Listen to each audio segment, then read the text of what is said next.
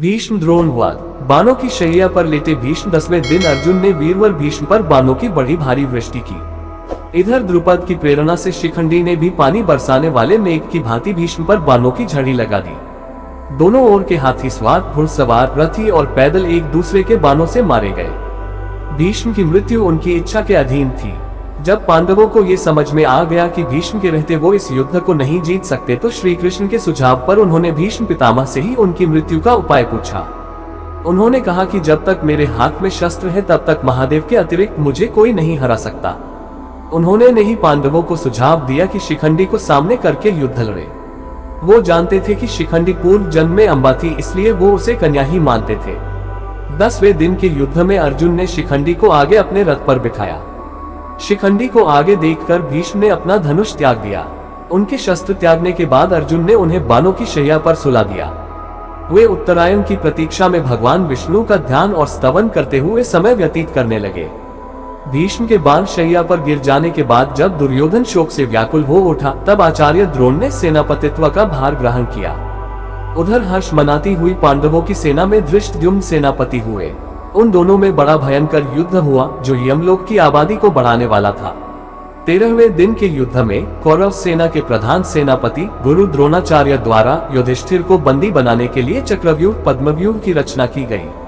पांडव पक्ष में केवल कृष्ण और अर्जुन ही चक्रव्यूह भेदन जानते थे, लेकिन उस दिन उन्हें त्रिगत नरेश बंधु युद्ध करते करते चक्रव्यूह स्थल से बहुत दूर ले गए।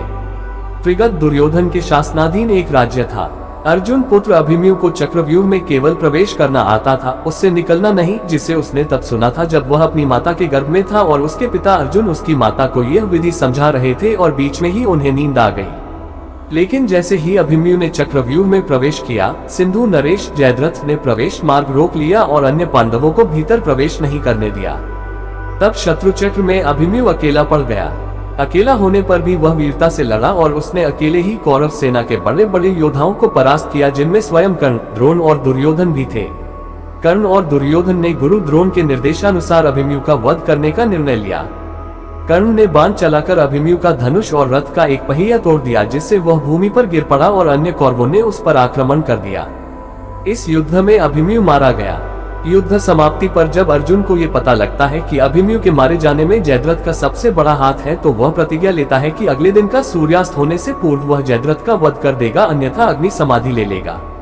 14वें दिन का युद्ध अविलक्षण रूप से सूर्यास्त के बाद तक चलता रहा और भीमपुत्र घटोत्कच, जो अर्धअसुर था, कौरव सेनाओं का बड़े पैमाने पर संहार करता रहा।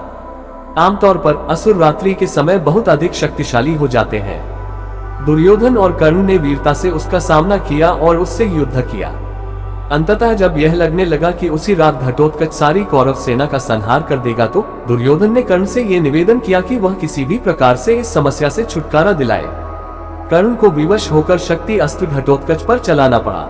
यह अस्त्र देवराज इंद्र द्वारा कर्ण को उसकी दानपरायणता के सम्मान स्वरूप दिया गया था, जब कर्ण ने अपने कवच कुंडल इंद्र को दान दे दिए थे। लेकिन कर्ण इस अस्त्र का प्रयोग केवल एक बार कर सकता था, जिसके बाद यह अस्त्र इंद्र के पास लौट जाएगा। इस प्रकार शक्ति अस्त्र का प्रयोग घटोत्कच पर करने के बाद वह इसे बाद में अर्जुन पर न कर सका। विराट और द्रुपद आदि राजा द्रोण रूपी समुद्र में डूब गए। उस समय द्रोण काल के समान जान पड़ते थे। इतने ही में उनके कानों में यह आवाज आई कि अश्वत्थामा मारा गया। इतना सुनते ही आचार्य द्रोण ने अस्त्र शस्त्र त्याग दिए। ऐसे समय में धृष्टद्युम्न के बाणों से आहत होकर वे पृथ्वी पर गिर पड़े।